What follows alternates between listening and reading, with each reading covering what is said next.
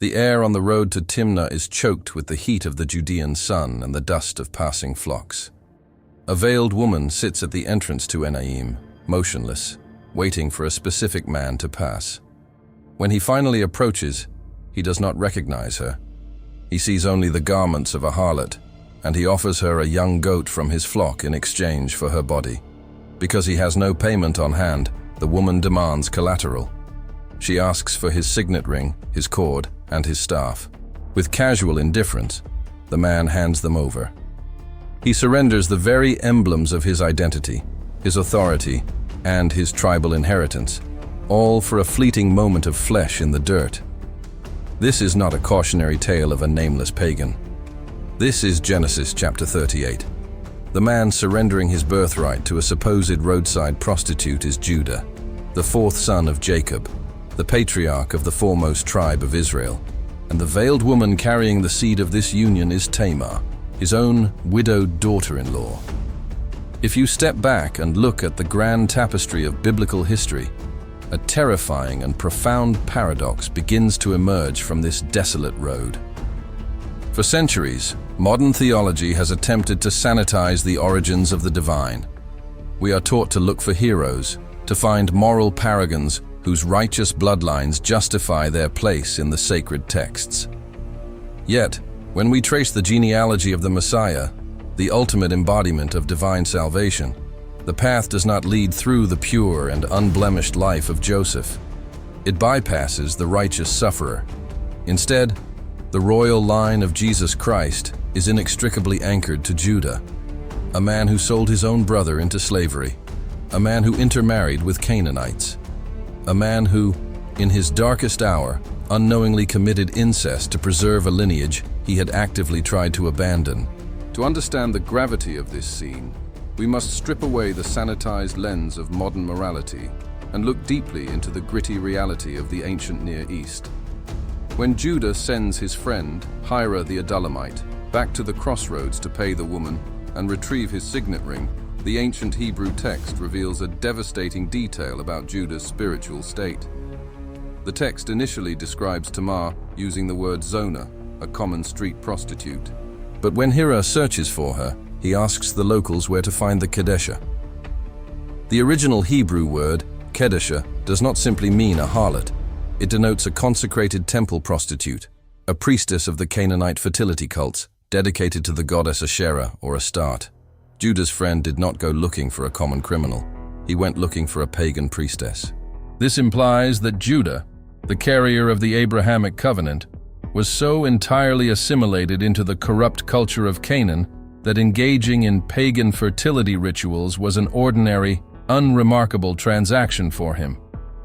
He was dragging the sacred, covenanted bloodline of the Almighty straight through the darkest idol worship of the ancient world. And yet, from this catastrophic moral failure, from this transaction involving the Kedeshah and the surrendered signet ring, twins are born, Perez and Zerah. It is through Perez that the royal bloodline survives. It is from this exact lineage that King David will eventually rise, and from the root of Jesse, the lion of the tribe of Judah will emerge. The sovereign God of the universe bypassed the pristine and the perfect, deliberately burying the seed of the world's salvation in a soil of betrayal, deception, and severe moral decay. We are forced to confront an uncomfortable, shadowed truth. The divine plan of redemption was forged in the absolute darkest corners of human depravity. Why did the Almighty ordain that the crushing of the serpent's head would come from a lineage stained by such profound darkness? What are the spiritual mechanics of a bloodline that survives through the desperate, deceptive act of a Canaanite widow?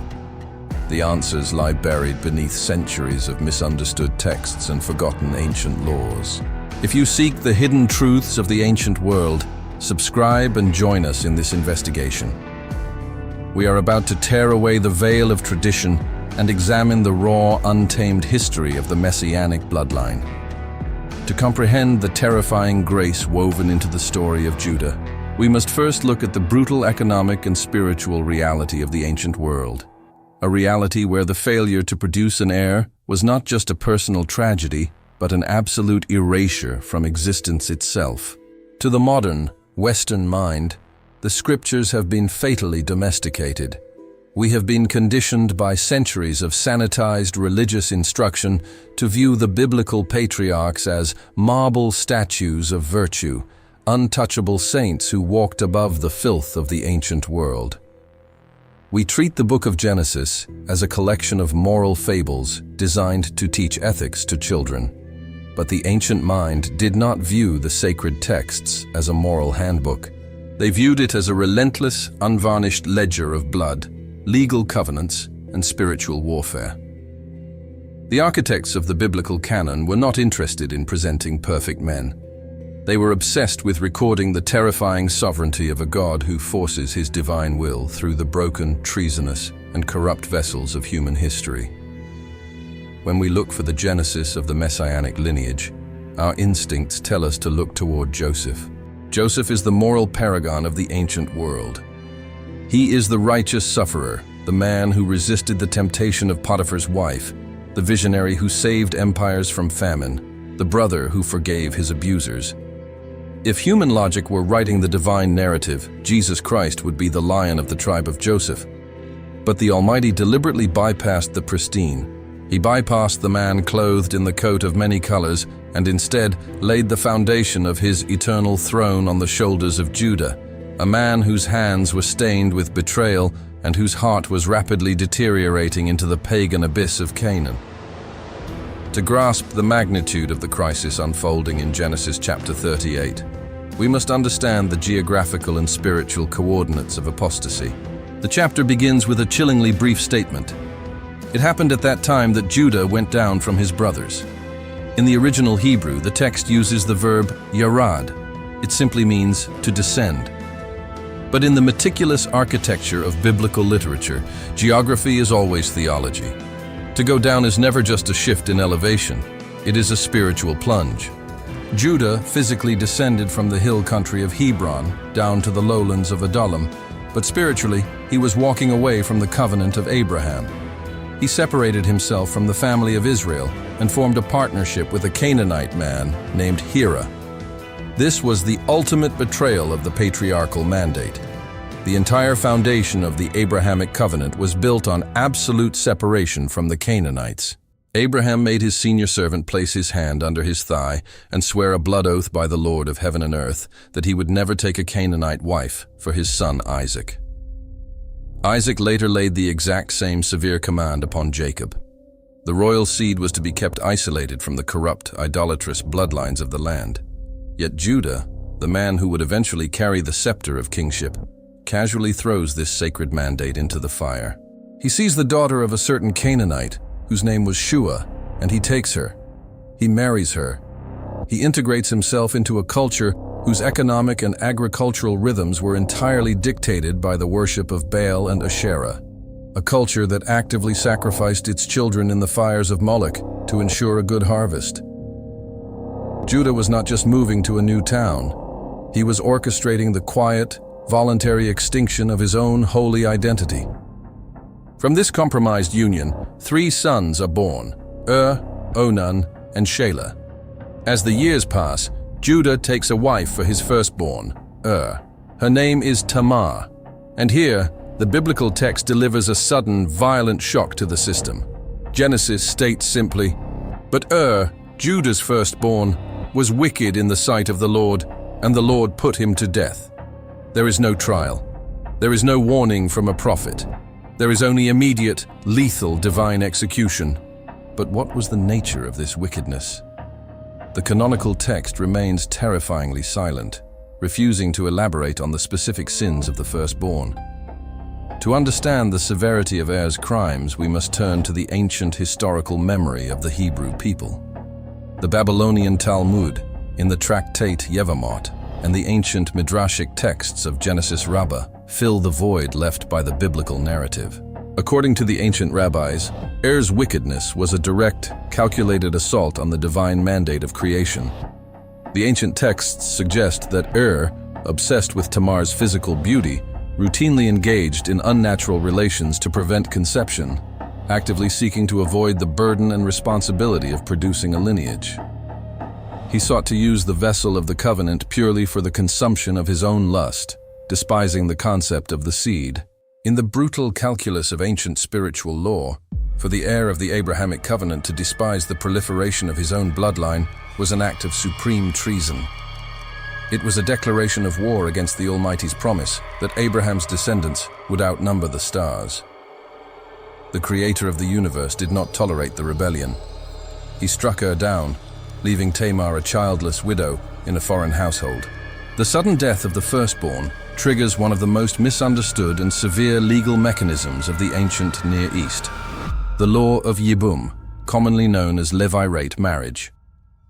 Judah commands his second son, Onan, to take Tamar as his wife and perform the duty of a brother-in-law to her, to raise up offspring for his dead brother.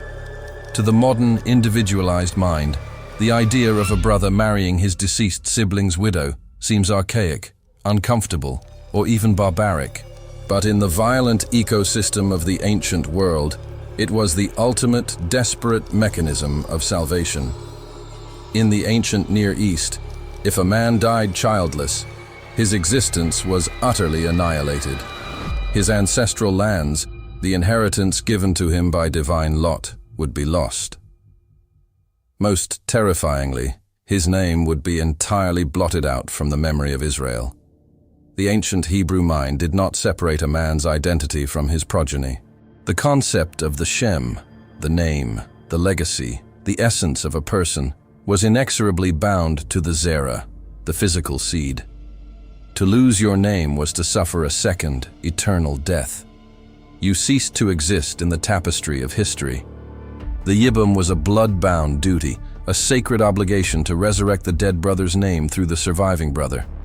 If Onan impregnated Tamar, the firstborn child of that union would not legally belong to Onan. The child would be legally registered as the son of the deceased The child would inherit Er's land, carry Er's name, and ensure that Er's existence continued in the physical realm. But Onan calculates the cost. The text reveals the cold, predatory economics operating inside his mind. But Onan knew that the offspring would not be his. He knew that if he fulfilled his duty, he would be raising a child that would rival him for the inheritance of Judah's wealth. If remained childless and erased from history, Onan would automatically ascend to the position of the firstborn, inheriting the double portion of his father's vast estate. And so, Onan enacts a prolonged, devastating deception. The scripture tells us that whenever he went into his brother's wife, he spilled his semen on the ground, so as not to give offspring to his brother. For centuries, modern language has utilized the term onanism as a clinical synonym for self-gratification, utterly neutering the apocalyptic gravity of the text. Onan's sin was not merely a sexual indiscretion, it was high treason. It was an economic and spiritual assassination. By using Tamar's body for his own physical pleasure while deliberately destroying the seed, he was actively orchestrating the eternal erasure of his own brother's name from the earth. He was weaponizing the sacred law of salvation to commit murder by omission, all while masquerading as a dutiful brother-in-law. God saw the absolute corruption, the predatory greed, and the deliberate destruction of the covenanted bloodline. And for the second time in a single generation, the hand of the divine struck. God executed Onan as well. Two sons of Judah, the carriers of the royal seed, both struck down by the wrath of the Almighty. The household of Judah is collapsing under the weight of divine judgment, and Judah is terrified. He looks at Tamar, this foreign woman sitting in his camp, and he does not see the wickedness of his own sons. He sees a curse. He views her through the superstitious lens of the ancient world. She is a femme fatale, a dark omen whose very presence consumes the men who touch her. He is utterly blind to the rot festering within his own lineage. Driven by fear and a catastrophic failure of patriarchal responsibility, Judah tells Tamar to return to her father's house and remain a widow until his third son Shelah grows up. But the text immediately exposes his internal panic, for he feared that he too would die like his brothers. Judah is lying. He has absolutely no intention of ever giving his last remaining son to this woman. By sending Tamar away under a false promise, Judah commits an atrocity against the fundamental code of ancient Near Eastern justice. He transforms her into a living ghost. The ancient Hebrew word for widow is almana, a term rooted in the concept of being bound, silenced, and made desolate. In a patriarchal society without a welfare state, a childless widow had no protection, no economic standing, and no legal voice.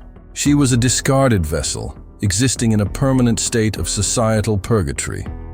She could not marry another man outside the family because she was legally bound to the household of Judah, awaiting Shelah.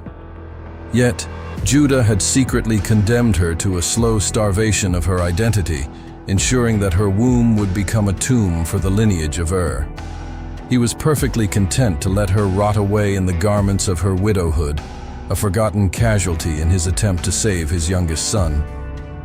To fully comprehend the sheer terror of this moment, we must pull back the lens and look at the structural architecture of the Torah itself. Why did the ancient authors insert this dark, sordid tale of prostitution, incest, and death exactly where they did? Genesis chapter 37 ends with the ultimate tragedy of the patriarchs. Joseph has been sold into Egyptian slavery. His coat of many colors, soaked in the blood of a slaughtered goat, is presented to Jacob, who weeps inconsolably for his favorite son, refusing to be comforted. The camera of the biblical narrative pans away from the weeping father and abruptly cuts to Judah descending to Adullam. The next time we see Joseph, it is Genesis 39, and he is a slave in the house of Potiphar, rising through the ranks of Egypt. Genesis 38 sits like a jagged obsidian stone, wedged forcefully between the gears of the grand Joseph narrative. Modern Western readers often treat it as an awkward parenthesis, a bizarre interruption that they quickly skip over to return to the inspiring, triumphant story of Joseph's rise to political power. But the ancient editors of the Torah did not make mistakes. This massive literary interruption is a deliberate, terrifying theological siren. While the reader is distracted by the physical bondage of Joseph in Egypt, the true existential threat to the divine covenant is silently unfolding in the dusty lowlands of Canaan. The covenant is not dying in the slave markets of the Egyptian empire. It is bleeding out on the rocky soil of Adullam through assimilation. Judah, the appointed carrier of the messianic lineage, is voluntarily erasing his own holy identity. The Holy Family is dissolving. Judah has left his brethren. He is married into the cursed line of the Canaanites. His sons are so utterly devoid of the fear of God that the Almighty is actively executing them in the prime of their youth. And the only woman who holds the legal and spiritual right to carry the bloodline forward has been banished, stripped of her rights, and left to die in obscurity. The promise made to Abraham under the stars, the covenant passed down to Isaac, the blessing fought for by Jacob, it is all on the verge of total annihilation. If Judah's actions are allowed to reach their natural conclusion, the royal line of David will never exist. The root of Jesse will be severed before it ever breaches the soil.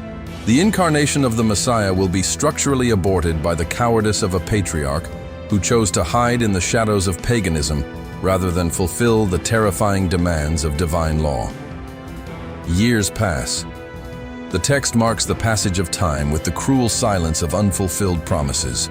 The garments of widowhood cling to Tamar like a shroud. She watches as the seasons turn, as the harvests come and go, realizing with cold clarity that Shelah has grown into a man, and she has not been given to him. Judah has abandoned her to the void. She is facing the permanent annihilation of her name, the eternal erasure of her dead husband, and the death of the lineage she was legally bound to protect. Then, a shift occurs. The daughter of Shua, Judah's Canaanite wife, dies. After the period of mourning passes, Judah seeks distraction. He travels up to Timnah to oversee the shearing of his sheep, accompanied by his Canaanite friend Hira. In the ancient world, a sheep shearing festival was not a mundane agricultural chore. It was a raucous, intoxicating event. It was a time of heavy drinking, feasting, and uninhibited behavior, heavily steeped in the fertility rituals of the surrounding pagan culture. Tamar is informed that her father-in-law is traveling to Timnah. She knows the atmosphere of the festival. She knows the psychological state of a newly widowed man traveling with his pagan companions.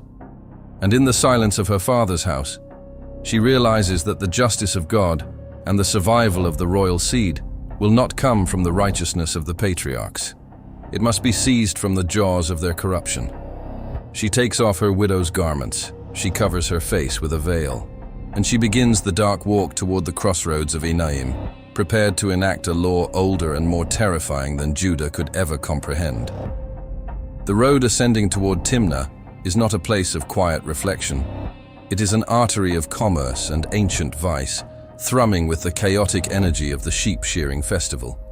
To understand the psychological state of Judah as he travels this road, we must strip away our modern concepts of agricultural work. In the Canaanite world, the shearing of the flocks was a time of massive economic influx, heavily intertwined with pagan celebrations of fertility, drunkenness, and the worship of the gods of the harvest. Judah, having recently buried his Canaanite wife, travels into this volatile atmosphere with his friend Hira the Adullamite, plunging back into the heart of the culture that had already consumed the lives of his two eldest sons. Miles away, sitting in the suffocating silence of her father's house, Tamar receives the intelligence that her father-in-law is moving toward Timnah. She is trapped in the invisible prison of her widowhood, fully aware that Judah has abandoned her. She is facing the absolute erasure of her dead husband's name and the total barrenness of her own future. But Tamar is not a passive victim waiting to be consumed by the patriarchal machinery of Israel. She understands the ancient, terrifying mechanisms of the divine law better than the patriarch himself. If the patriarch will not fulfill the covenant, she will break the physical reality of the world to force his hand. The text in Genesis chapter 38 records her preparation with methodical, cinematic precision. She strips off the garments of her widowhood. These are not just clothes. They are the legal markers of her desolation, the uniform of her exile. She removes the shroud of her dead past and covers herself with a veil.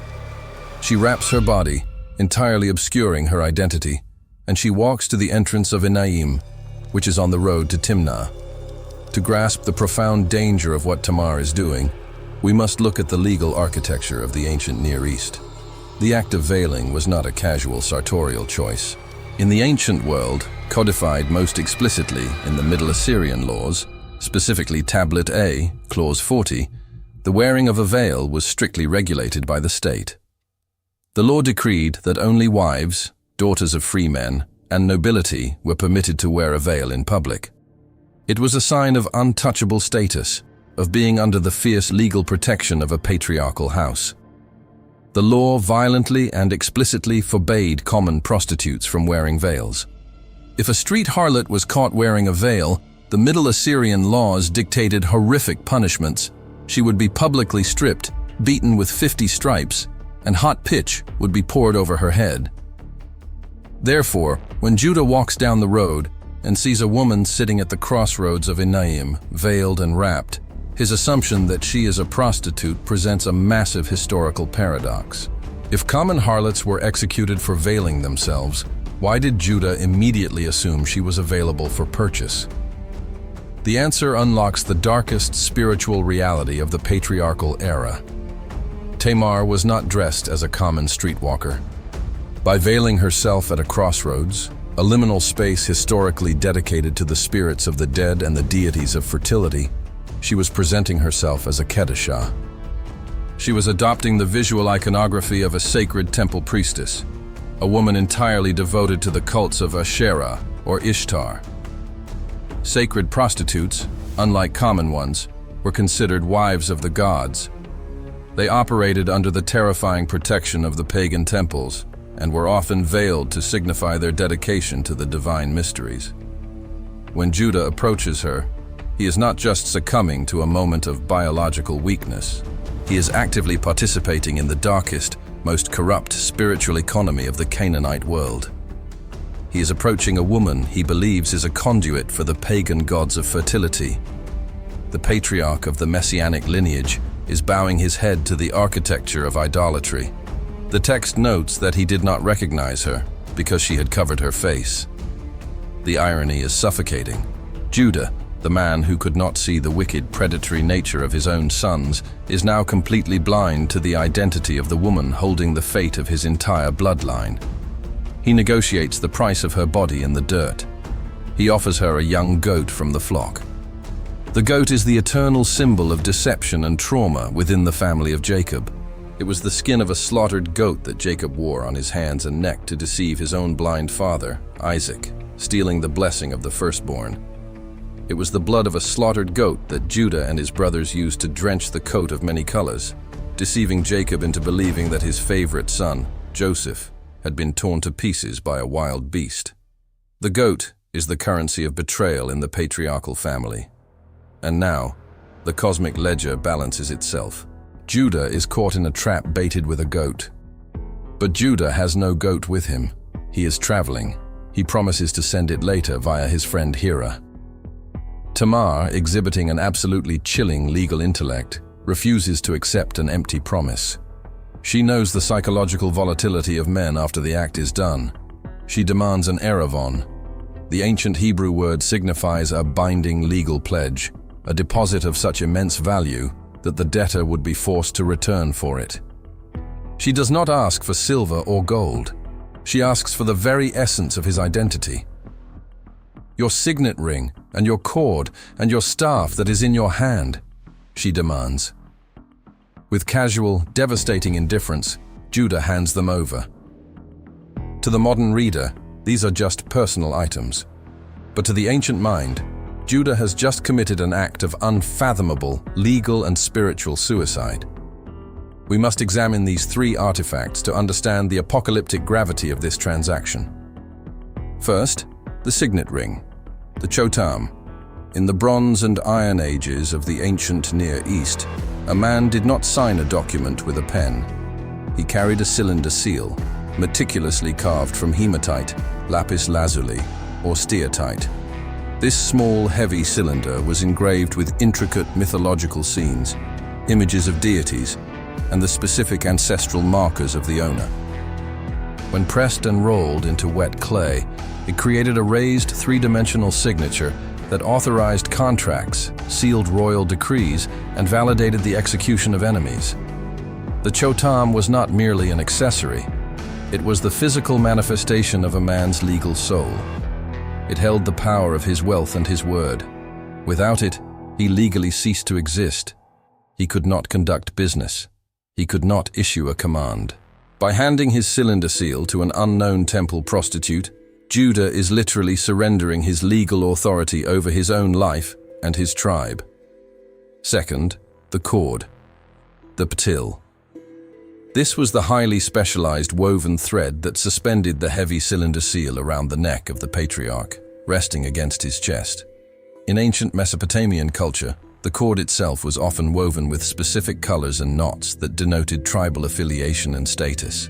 Some scholars argue the ptil represented the fringes of his garment, the ancestral threads that signified his covenantal obedience. He strips it off and gives it to the void. And finally, the staff, the mate. This is the most devastating forfeiture of all. The shepherd's staff in the ancient world was the ultimate symbol of patriarchal power. It was the physical rod of tribal leadership, the implement used to guide the flock, strike down predators, and dispense justice within the camp. It was the precursor to the royal scepter.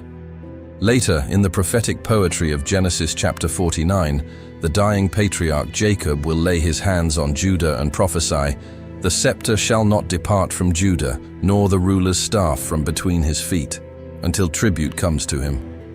The messianic mandate is bound to the staff of Judah. Yet here, at the crossroads of Enaim, blinded by lust and completely assimilated into Canaanite depravity, Judah voluntarily hands the scepter of the future kingdom of God to a woman he believes is a pagan whore, all to pay for an hour of flesh. He forfeits the kingdom, but Tamar catches it. She takes the seal. She takes the cord. She takes the scepter. She lies with him, and the text delivers a brutal, singular declaration. And she conceived by him. The transaction is complete. The divine seed, the physical genetic material that will eventually knit the flesh of King David and the physical body of Jesus Christ, is transferred in a shadowy transaction born of deception, desperation, and utter moral collapse. Tamar rises from the dust. She leaves the crossroads, takes off her veil, and puts the garments of her widowhood back on. She returns to the suffocating silence of her father's house. But she is no longer a desolate, barren vessel. She is a locked vault carrying the most dangerous, highly contested biological payload in human history. Judah returns to his flock, completely unaware that the axis of the spiritual universe has just shifted. He sends Hira the Adullamite with the young goat to recover his identity, to reclaim his seal and his scepter from the woman's hand. But when Hira arrives at Enaim, the crossroads are empty. He asks the men of the place, using the specific, terrifying terminology, "Where is the Kedeshah who was at Enaim by the roadside?" And the men reply, "No Kedeshah has been here." The sheer panic that must have gripped Judah when Hira returns with the goat and this report is unimaginable. His cylinder seal, the legal key to his entire estate, is missing. His patriarchal staff is gone. They have vanished into the hands of a phantom priestess. Judah is paralyzed by the terror of public exposure. The ancient world was a landscape of brutal honor and devastating shame. If it became known that the patriarch of Israel had surrendered his authority to a cult prostitute, he would become a laughingstock among the Canaanite warlords, and his legal standing would be irreparably compromised. Judah makes a coward's calculation. He says, "Let her keep the things as her own, or we shall be laughed at. You see, I sent this young goat, and you did not find her." He chooses to absorb the loss of his identity rather than face the humiliation of his actions. He attempts to bury the incident, hoping the silence of the desert will swallow his sin. But the spiritual realm is not silent. The ancient Jewish apocalyptic text, the Book of Jubilees, specifically in chapter 41, provides a terrifying glimpse into the unseen war raging around this exact moment. Jubilees was written in the Second Temple period and expands on the patriarchal narratives by introducing the perspective of the heavenly host. According to this text, the angels of the presence, the terrifying burning watchers who record the deeds of men, observe Judah's union with the Canaanite woman and his descent into the impurities of Enaim with absolute horror. They record the extreme grief and mourning in the heavenly courts over Judah's actions. The holy seed, the bloodline that the angels know is prophesied to eventually crush the serpent, is being dragged through the filth of the earth. The angels are watching the human carriers of the divine covenant actively attempt to destroy it. Yet the sovereign God of the universe does not intervene to stop the transaction. He allows the darkness to consume the patriarch, knowing that the mechanics of redemption are already working in the womb of the widow. 3 months pass. The biological clock of the messianic lineage ticks in the dark. The seed grows. And with the passing of the first trimester, the physical evidence of the transaction can no longer be hidden beneath the garments of widowhood. Word reaches Judah. The report is delivered with the cold, lethal precision of an ancient indictment. Tamar, your daughter-in-law, has played the harlot, and moreover, she is with child by harlotry. The supreme hypocrisy of Judah in this moment is staggering. The man who had just 3 months prior solicited a temple prostitute at a crossroads now sits as the supreme judge of his family, draped in the false robes of patriarchal righteousness. He does not ask for an investigation. He does not summon her to defend herself. He views her pregnancy as an unforgivable desecration of his family's honor, a vile breach of her status as an almana, a bound widow awaiting his youngest son. Judah issues a decree of absolute tyrannical violence. Bring her out and let her be burned. We must pause and examine the terrifying severity of this sentence. In the ancient Hebrew legal codes, which would later be formalized at Mount Sinai, the standard punishment for adultery or illicit sexual relations was death by stoning. Stoning was a community execution, a violent but standard removal of corruption from the camp. But burning, incineration by fire, was a punishment reserved for the absolute highest echelon of spiritual treason. Later, in the book of Leviticus, chapter 21, the law states that if the daughter of a priest profanes herself by whoring, she profanes her father, and she shall be burned with fire. Judah is not treating Tamar as a common adulteress. By demanding her to be burned, he is treating her supposed crime as a profound, contaminating sacrilege against the holy architecture of his household. But there is a darker, unspoken motive beneath Judah's command. He is terrified of her. She is the woman who survived the deaths of his two eldest sons, and now she carries an illegitimate child that will bring further shame upon his house. By ordering her to be burned at the stake, Judah is attempting to eradicate the problem entirely. He wants the flames to consume her flesh, to incinerate her womb, and to reduce the physical evidence of his family's failure to ash. He is entirely blind to the catastrophic reality that the fire he is ordering will incinerate his own descendants. He is commanding the execution of his own blood, the murder of Perez, the ancestor of David. He is trying to burn the royal lineage of Jesus Christ. The guards drag her out of her father's house. The wood is gathered. The flames are prepared. The entire community is assembled to watch the execution of the disgraced widow. The atmosphere is tense with the absolute severity of patriarchal law. Tamar is being led to the fire. She does not scream. She does not physically fight the guards. She does not beg Judah for mercy, because she knows that mercy does not exist in the heart of a man trying to protect his own pride. Instead, she reaches into her garments. She pulls out the cylinder seal of hematite. She pulls out the woven cord. She pulls out the heavy shepherd's staff. She does not speak directly to Judah in front of the crowd. With chilling composure, she hands the 3 items to a messenger and sends them to her father-in-law, who is sitting in the seat of judgment, waiting for the fire to be lit. The messenger approaches Judah and delivers her words, precise and devoid of panic. "By the man to whom these belong, I am with child." And then, the lethal, investigative command that shatters the patriarch's reality.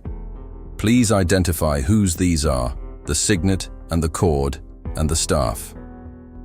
The Hebrew word used here is hakana. Discern, recognize, examine the evidence.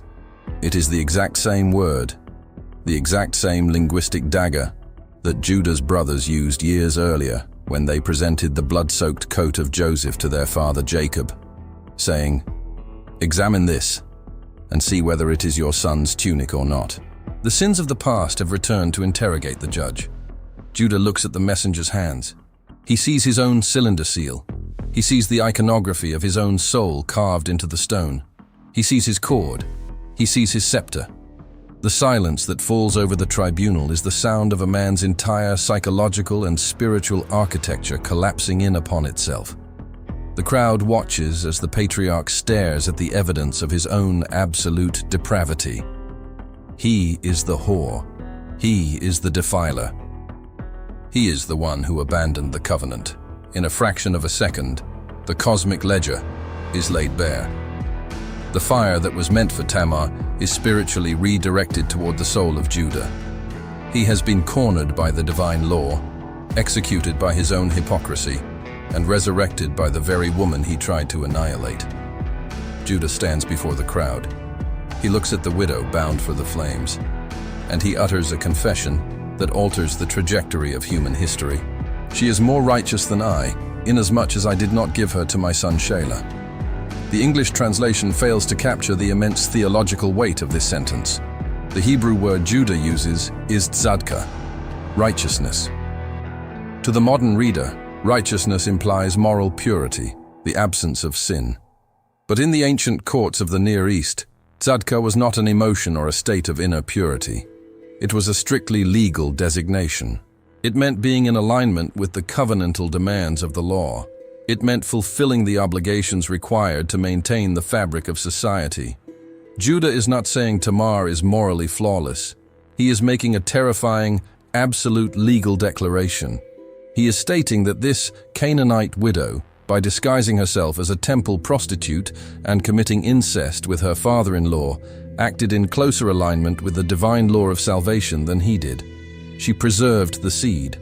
She fought for the survival of the name. She engaged in a brutal, desperate act of covenantal warfare to ensure that the lineage of Abraham would not be erased from the earth.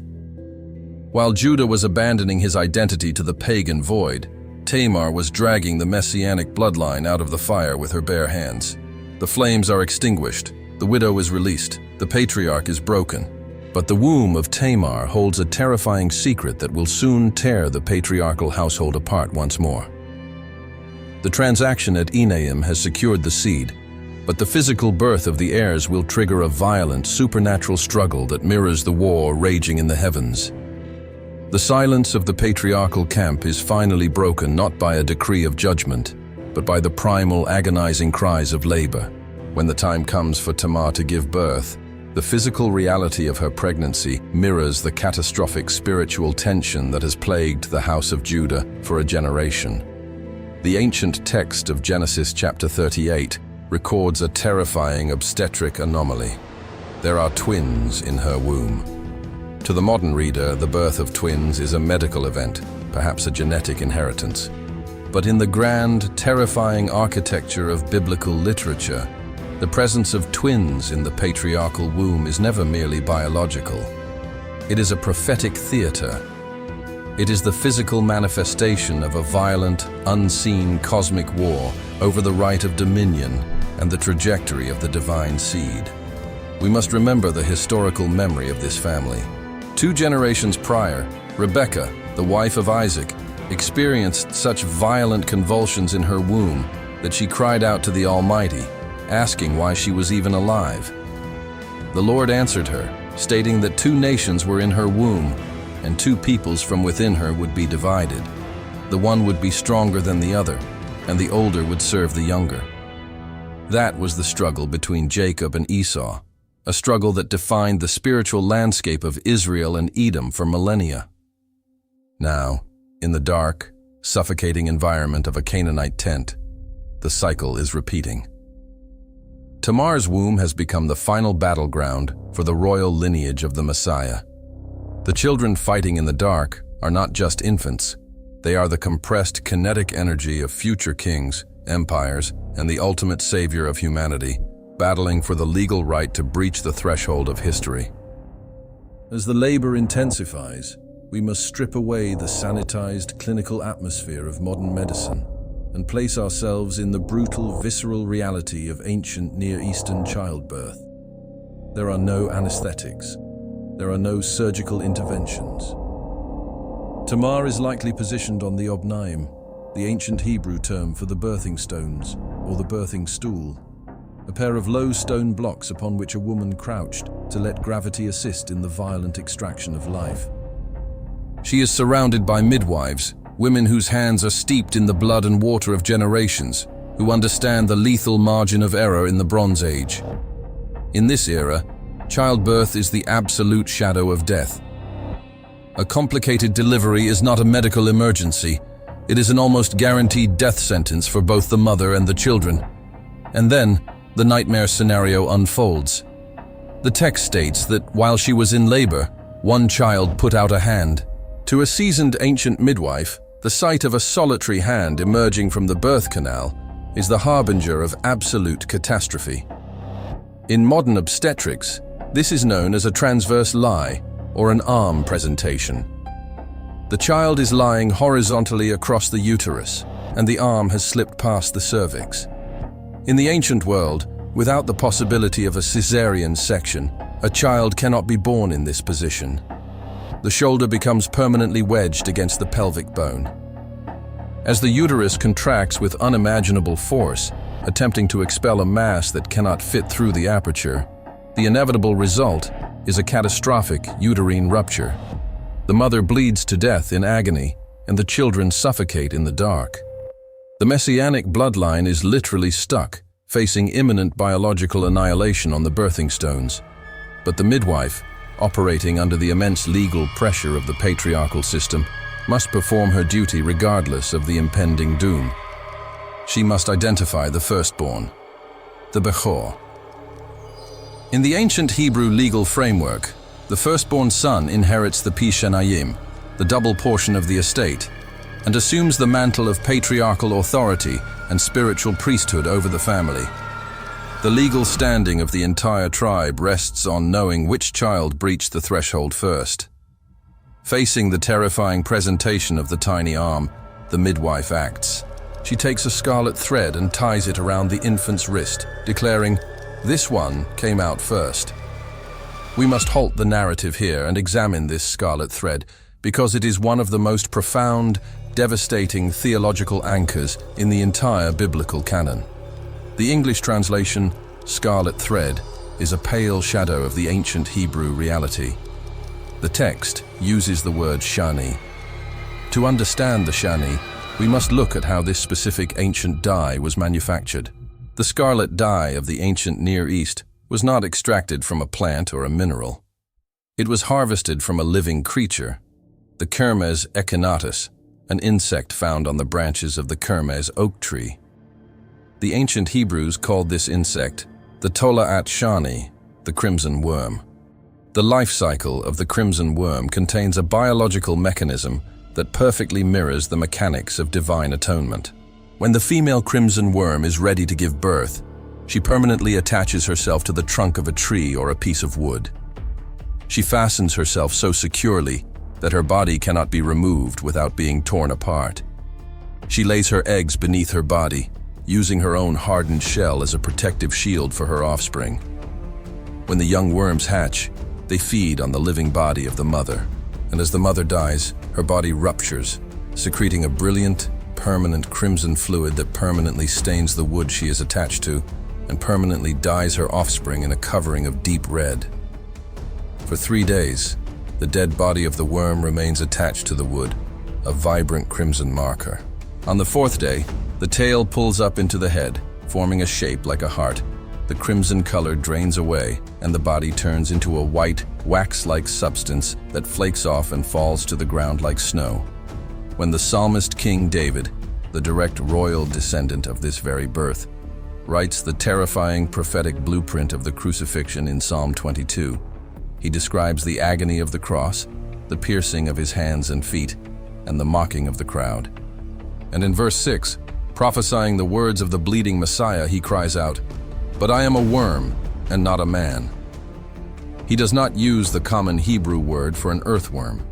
He uses the exact word tola'at. He identifies himself as the crimson worm, the entity that voluntarily attaches itself to the wood, allows its body to be crushed, and spills its blood to permanently cover and secure the lives of its offspring, leaving them washed white as snow.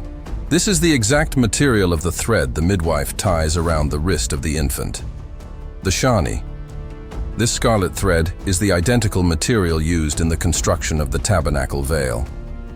It is the identical material used by the high priest in the purification rituals for the leper in Leviticus chapter 14.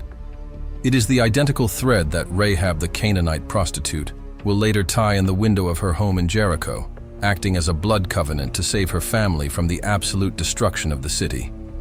By tying the shani around the wrist of the infant, the midwife is legally and physically marking him as the firstborn. He is covered by the symbol of the blood covenant.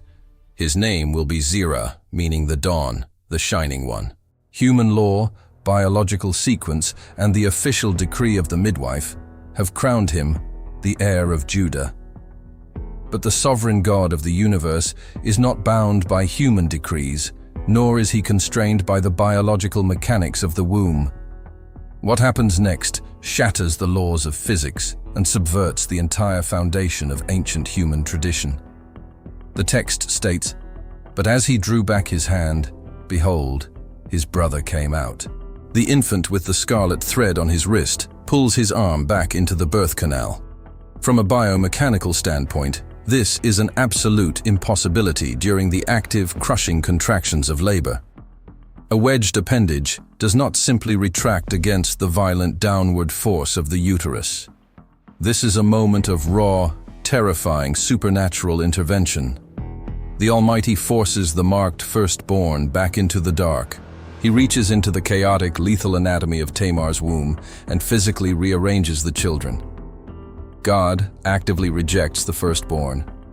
This is the hidden battle of the biblical narrative, a relentless doctrinal paradox that haunts the scriptures from Genesis to Revelation. Human logic, religious tradition, and legal systems constantly seek to elevate the firstborn, the strongest, the one marked by obvious external signs of favor. But God systematically and violently overthrows the human institution of primogeniture to prove that salvation is not a right of natural inheritance. It is an act of sovereign, unpredictable grace. He rejected Cain and chose Abel. He bypassed Ishmael, the firstborn of the flesh, and chose Isaac, the child of the impossible promise. He ignored Esau, the rugged firstborn hunter, and chose Jacob, the deceptive dweller of the tents. Later, Jacob himself would cross his hands to bless Ephraim over the firstborn Manasseh. And here, on the birthing stones of Adullam, God rejects Zerah, the one marked by the scarlet thread of human recognition, and forces his brother through the aperture. The second child violently breaches the threshold, tearing through the physical barriers of the womb to claim the birthright. The midwife, stunned by the sheer violence and impossibility of the birth, cries out, "What a breach you have made for yourself!" Because of this violent entry, he is named Perez. The name is derived from the ancient Hebrew root paratz. It does not mean a gentle arrival. It means to break out, to burst forth with devastating kinetic energy, like a pent-up river completely obliterating a stone dam. It is a word associated with warfare, with the smashing of enemy fortifications and the collapsing of walls. This is not merely a descriptive name for a traumatic birth, it is a massive prophetic title. Centuries later, the prophet Micah, in chapter 2, verse 13, delivers a terrifying vision of the victorious Messiah leading the captives out of exile. The prophet writes, "The breaker goes up before them. They break out, pass through the gate and go out by it. So their king goes on before them, and the Lord at their head." The Hebrew title used for the Messiah is Haporetz, the breaker. Perez is the physical, genetic embodiment of the breaker.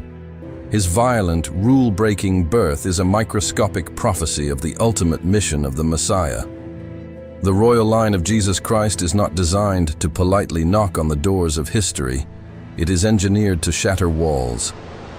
It is designed to tear through the impenetrable barriers of sin, death, and human impossibility. Just as Perez tore through the physical barrier of the womb to claim the right of the firstborn, the ultimate descendant of Perez would one day tear the veil of the temple from top to bottom, breaking the barrier between the holy terror of God and the corrupted flesh of humanity. Zerah, the one marked with the scarlet thread, is born immediately afterward. The Shining One comes second. The mystical traditions of the ancient rabbis, particularly the texts of the Zohar and the Midrash Rabbah, meditated deeply on this paradox. They viewed Zerah as the symbol of the sun and Perez as the symbol of the moon. Zerah represented the initial shining light of the divine presence in Eden, a light that pulled back into the dark when humanity fell. Perez represented the moon, the light that violently breaks through the darkness of the night, waxing and waning through the long, brutal exile of human history. The rabbis understood that the true redemption, the final breaking of the curse, could only be accomplished by the lineage of the breach. The Messiah had to be a product of the tearing. But this violent, miraculous birth creates a shockwave of doctrinal instability that would haunt the religious elite for thousands of years. It introduces a paradox so profound and so offensive to the religious spirit that the early church fathers and the ancient Jewish scholars struggled to comprehend its inclusion in the sacred text. Let us fast forward across the centuries, past the Bronze Age, past the kingdoms of David and Solomon, past the Babylonian exile, to the opening lines of the New Testament. The Gospel of Matthew begins with the genesis of Jesus Christ. Matthew is a Jewish tax collector turned disciple, writing primarily to a rigorous, legalistic Jewish audience. His primary objective is to prove the supreme, unassailable legal and royal credentials of Jesus of Nazareth. He must prove beyond a shadow of a doubt that Jesus holds the absolute right to the throne of David. In the ancient Near East, A genealogy was not merely a family tree. It was a legal defense document. It was a curriculum vitae of blood. When constructing a royal genealogy, the standard practice was to ruthlessly edit out any source of shame, scandal, or impurity.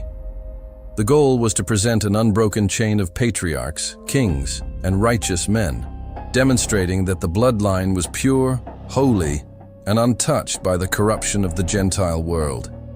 Women were almost never included in ancient genealogies unless they were queens or figures of immense, spotless national pride. If Matthew were writing a piece of human propaganda, he would have traced the line from Abraham to Isaac, from Isaac to Jacob, and from Jacob to Judah, and then he would have immediately skipped the darkness. He would have written, Judah, the father of Perez, completely ignoring the catastrophic events of Adullam and Enaim. He would have buried the incest, the prostitution, and the Canaanite contamination in the silent grave of history. But Matthew does not hide the shame. Guided by the relentless honesty of the Holy Spirit, he deliberately detonates a doctrinal explosive in the very first paragraph of the New Testament. In Matthew chapter 1, verse 3, he writes, "And Judah, the father of Perez and Zerah by Tamar." He actively forces the reader to confront the veil, the crossroads, the signet ring, and the fire. He resurrects the Canaanite widow and places her directly at the foundation of the messianic throne. And she is not alone.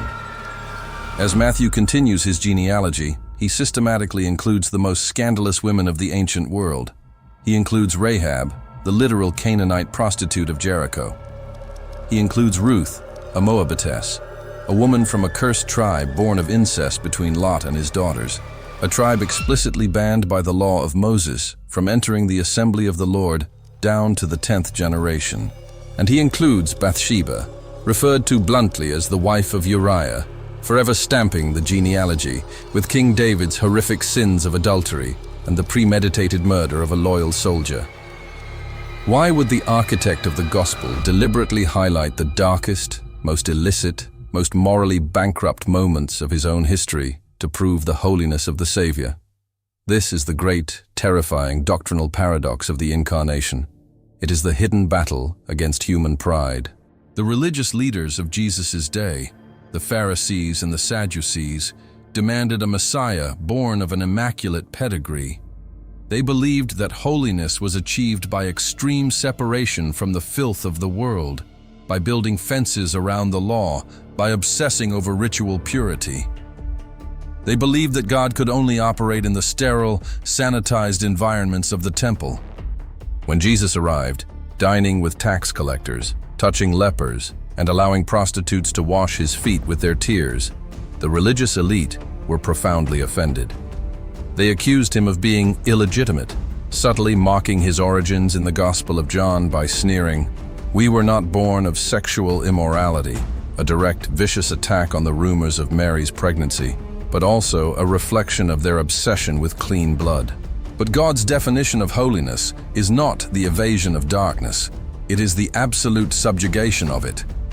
St. John Chrysostom, the brilliant, silver-tongued theologian of the early church in the 4th century, preached extensively on this exact paradox in his homilies on the Gospel of Matthew.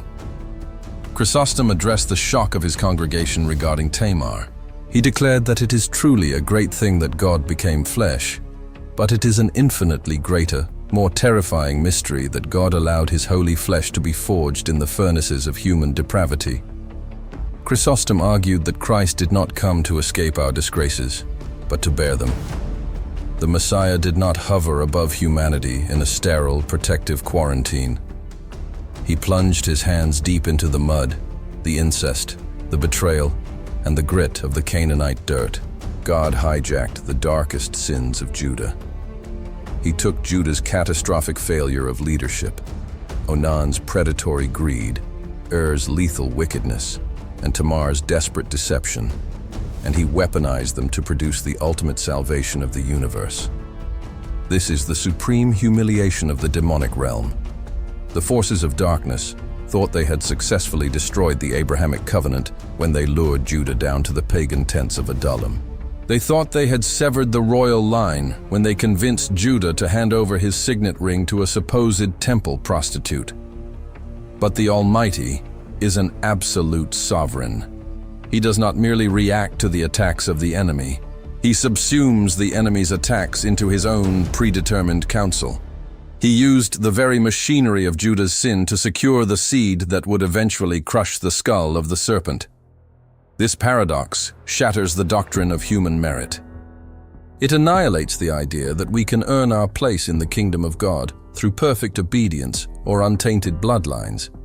If the messianic lineage itself, the most sacred biological chain in the history of the cosmos, was sustained by a Canaanite woman dressed as a harlot committing incest by a roadside, then human boasting is completely incinerated. The law of Moses could only condemn and Onan to death. The patriarchal authority of Judah could only condemn Tamar to the fire. The human systems of justice and tradition could only produce a graveyard. But the desperate, illicit, violent faith of an abandoned widow forced the heavens to open. Tamar is the ultimate doctrinal anomaly. She was outside the covenant.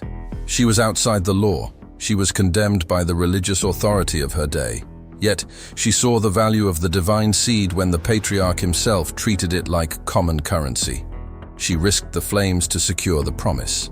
And for that terrifying, law-breaking act of desperation, God engraved her name into the eternal foundations of the gospel. The birth of Perez is complete. The bloodline is secured. The signet ring, the cord, and the staff have been returned to a broken, humbled patriarch. But the spiritual kinetic energy released by this violent breach at Enaim cannot be contained in the Bronze Age. The mechanics of this ancient deception and the birth of the breaker have set off a chain reaction in the spiritual realm, a sequence of prophetic dominoes that will crash through the centuries, altering the destiny of nations, the geopolitical landscape of the ancient Near East, and the very nature of the apocalypse to come. The kinetic energy released by the violent breach of Perez at the Crossroads of Adullam could not be contained within the borders of the Bronze Age. The mechanics of this ancient deception, the hijacking of the patriarchal authority, and the birth of the breaker set off a sequence of prophetic dominoes that would crash through the centuries, altering the geopolitical landscape of the ancient Near East and shaping the terrifying architecture of the apocalypse itself. To understand the catastrophic consequences of what happened between Judah and Tamar, we must fast forward through the decades, leaving the dusty roads of Canaan for the opulence and the shadow of the Egyptian Empire. Jacob, the last of the great patriarchs, is lying on his deathbed in the land of Goshen. His eyes are dim with age, but his prophetic vision is burning with terrifying clarity. He summons his 12 sons to his side to declare what will befall them in the last days. In the brutal, unforgiving hierarchy of the ancient world, the supreme blessing of dominion, the right to rule the tribes and carry the divine seed, belongs absolutely to the firstborn. The firstborn is Reuben. But as Reuben steps forward, Jacob strips him of his birthright with a devastating sentence, condemning him for defiling his father's bed, a reference to Reuben's incestuous encounter with Bilhah years earlier. The birthright falls to the next in line, the second and third born, Simeon and Levi. But Jacob curses their anger, remembering the horrific, premeditated slaughter they committed against the men of Shechem. He scatters them in Israel, entirely removing them from the throne. And then, the blind patriarch turns his face toward the fourth son, Judah, the man who sold his brother into slavery, the man who intermarried with the Canaanites, the man who surrendered his holy identity to a veiled temple prostitute and ordered his own pregnant daughter-in-law to be incinerated. By all human logic, by all standards of religious purity and moral qualification, Judah should be cursed into oblivion. He should be eternally disqualified from the Holy Covenant. But Jacob opens his mouth, and the Holy Spirit forces an oracle of absolute cosmic supremacy through his dying lips. Genesis chapter 49 records the prophecy. Judah, your brothers shall praise you. Your hand shall be on the neck of your enemies. Your father's sons shall bow down before you. Jacob does not merely bless Judah, he coronates him. He elevates the broken, humiliated patriarch to the position of absolute monarch. But the imagery Jacob uses is not that of a peaceful shepherd. It is the imagery of an apex predator. He calls Judah an aria, the ancient Hebrew word for a violently aggressive, predatory lion. He describes him as a lion's whelp that has gone up from the prey, crouching down, daring anyone in the universe to rouse him. And then, Jacob delivers the most crucial, staggering legal decree in the entire Old Testament. The scepter shall not depart from Judah, nor the ruler's staff from between his feet, until tribute comes to him, and to him shall be the obedience of the peoples. Listen carefully to the vocabulary of the Holy Spirit. The ruler's staff, the mechokek, the lawgiver's baton. This is the exact identical artifact, the physical symbol of authority, that Judah casually handed over to Tamar at the crossroads of Enaim to pay for an hour of flesh.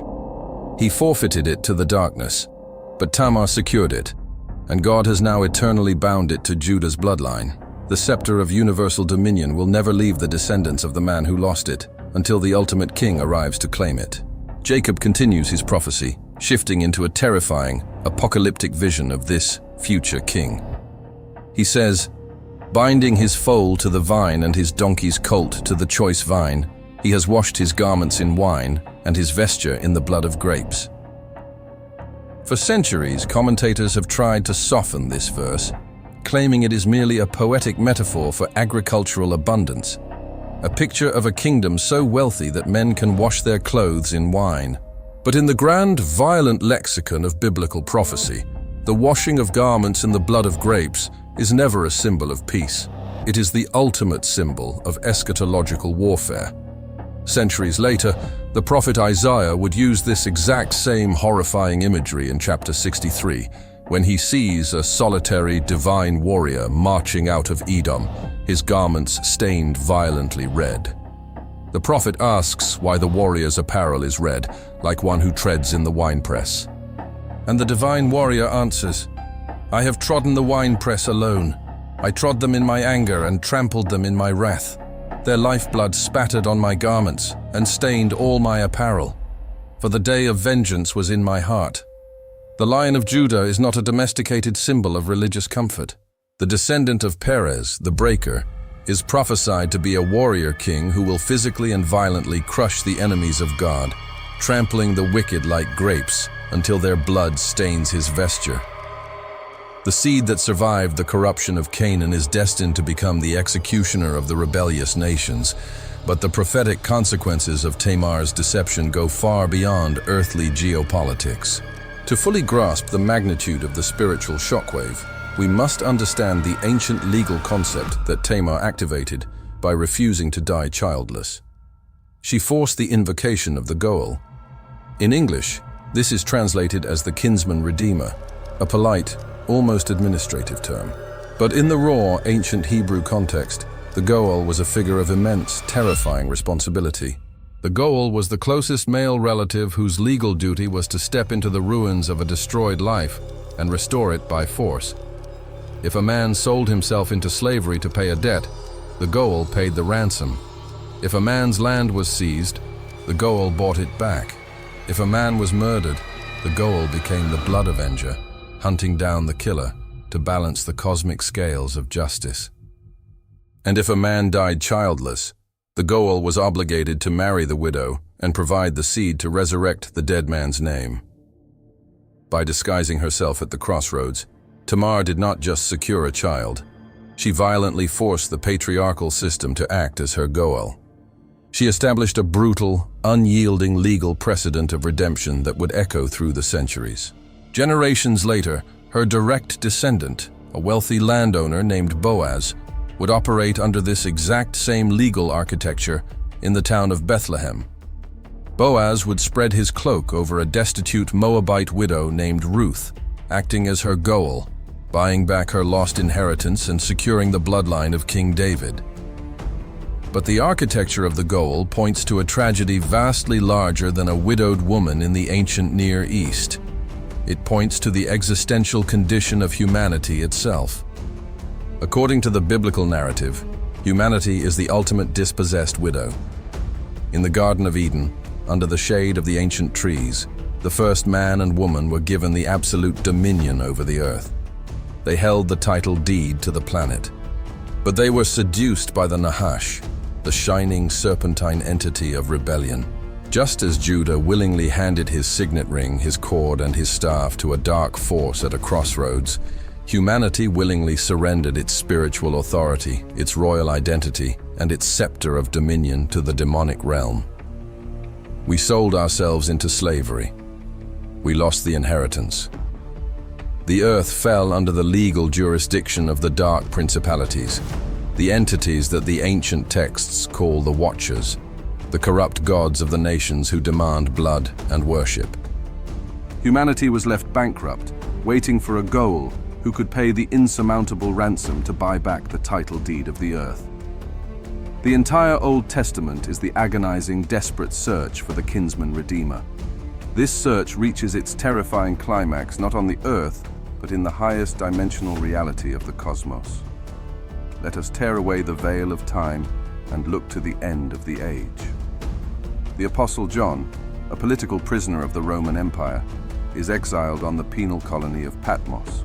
He is caught up in the Spirit and pulled into the throne room of the Almighty. In Revelation chapter 5, John records a scene of unimaginable, crushing existential dread. He sees the sovereign Creator seated on the throne, surrounded by the terrifying, multi-eyed cherubim and the burning sea of glass. And in the right hand of him who sits on the throne is a scroll, written within and on the back, sealed with 7 seals. To the ancient Greco-Roman mind, a document sealed with 7 seals was unmistakable. In Roman law, emancipatio, a deed of transfer or a last will and testament involving the absolute inheritance of an estate, was required to be witnessed and sealed by 7 men. The scroll in the right hand of the Almighty is not a book of secrets. It is the title deed to the earth.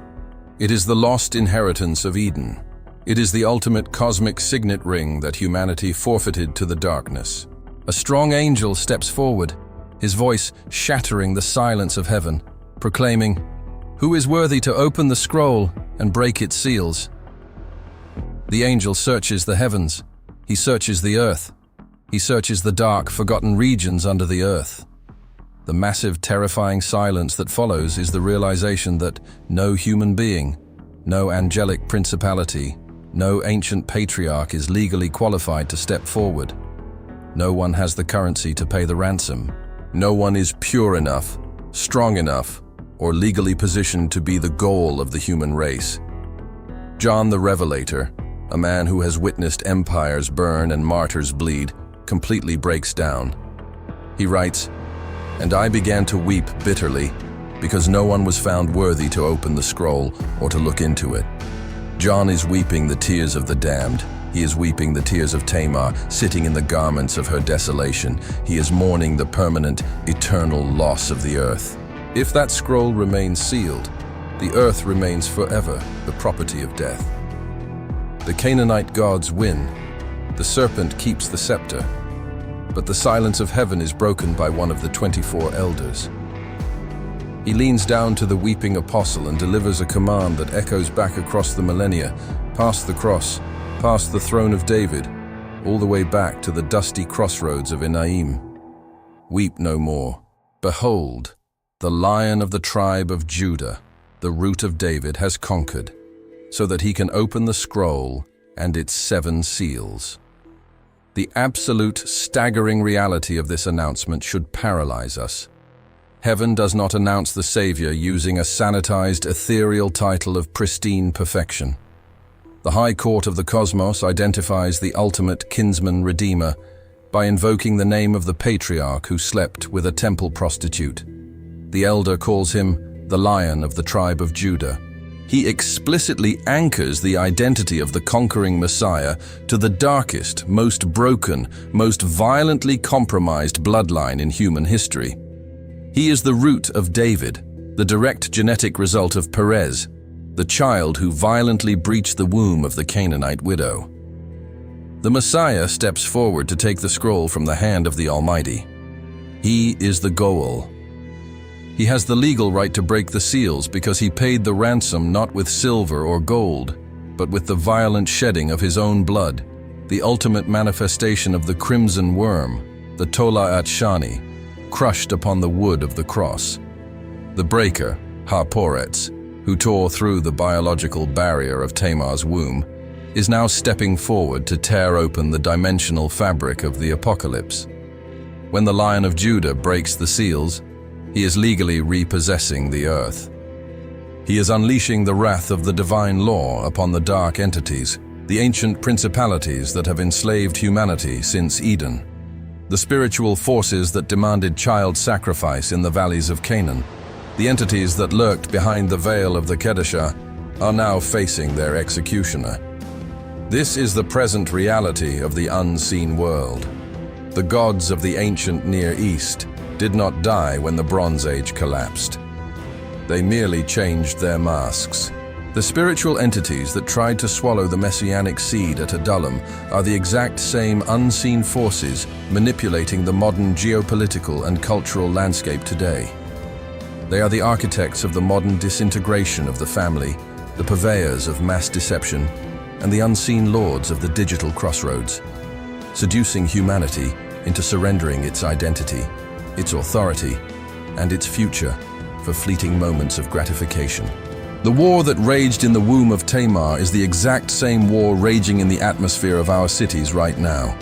The principalities are desperate, accelerating their corruption, because they know the genealogy is complete. They know the lion has taken the scroll. They hear the heavy approaching footsteps of the Goel walking out of eternity to claim his property. As we reach the end of this investigation, the most terrifying realization is not the deep depravity of Judah, nor the calculated deception of Tamar. The true horror lies in our own colossal arrogance. Over the centuries, we have constructed a theological illusion to protect ourselves from the brutal realities of the unseen realm. We have engineered a domesticated deity, a cosmic therapist who exists merely to validate our emotions, bless our ambitions, and excuse our trespasses. But the God of Abraham, the God who forged the messianic bloodline through the violent, unforgiving machinery of the Bronze Age, is not safe. He is a sovereign architect of terrifying severity. When the ancient texts describe the Almighty, they do not use the language of modern accessibility. They use the vocabulary of lethal radiation. To understand the absolute peril of our mortal condition, we must look at the architectural psychology of the ancient world. When Herod rebuilt the Second Temple in Jerusalem, the physical structure itself was a manifestation of existential dread. Beyond the outer court of the Gentiles stood a low stone barricade known as the Soreg. The archaeological reality of this barrier shatters any illusion of casual worship. Discovered in 1871 by archaeologists excavating near the Temple Mount, the limestone warning blocks embedded in this wall were not polite religious requests. Carved in stark, uncompromising Greek, the inscription read, "No foreigner is to enter within the balustrade and enclosure around the sanctuary. Whoever is caught will have himself to blame for his ensuing death." The ancient mind understood that to approach the divine without the exact legally prescribed blood covenant was an act of biological suicide. The sacred was fundamentally lethal to the profane. This absolute separation was not an invention of a paranoid priesthood. It was the original devastating decree of Eden. When humanity surrendered the scepter of dominion to the serpent, the text of Genesis chapter 3 verse 24 records that the Creator drove the man out, and at the east of the Garden of Eden, he placed the cherubim and a flaming sword that turned every way to guard the way to the tree of life. We must strip away the pathetic imagery of Renaissance art. The original Hebrew text uses the phrase Lahat Hacheref Hamithapeche. It is not merely a sword on fire, it is a terrifying, autonomous, revolving blade of consuming flame. It is flanked by the cheruvim, colossal, multi-faced hybrid entities of absolute destruction, stationed as celestial executioners at the threshold of eternity. God militarized the perimeter of his presence. We have entirely forgotten the lethal nature of the holy.